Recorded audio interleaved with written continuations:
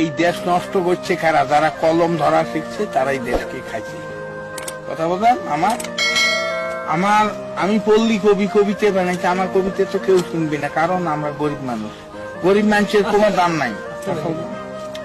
তা এই যুক্তি হলো কি জানেন, কেয়ামতের নমুনে জানি কিন্তু মানি না, গোনাগার দুযুগী হবে সে কথাও তো শুনি না। গুন্ডে পান্ডা হারাম খোর তারে হলো তো দিন দুপুরে মানুষ মারে তারে হলো দুনিয়া। কেয়ামতের নমুনে জানি কিন্তু মানি না। সরকারি চাকরি করে, বেতন 5,000, 50,000 টাকা মাসে খরচ দেখি তার, বাকি টাকা কেমনে আসে সে কথা আর বলি না। কেয়ামতের নমুনে জানি কিন্তু মানি না। ডিজেল ভেজাল, পেট্রোল ভেজাল, অকটেন ভেজাল, পদ্মা মেঘনা যমুনা, অর্থাৎ কোম্পানি ভেজাল। কেয়ামতের নমুনে জানি কিন্তু মানি না। ভেবে কয় রাধাবদল সরকার, মানুষ হওয়া কি ছিল দরকার, পশু হওয়া ছিল ভালো, আখিরাতের কাজ করি না, অর্থাৎ পরকালের কাজ করি না।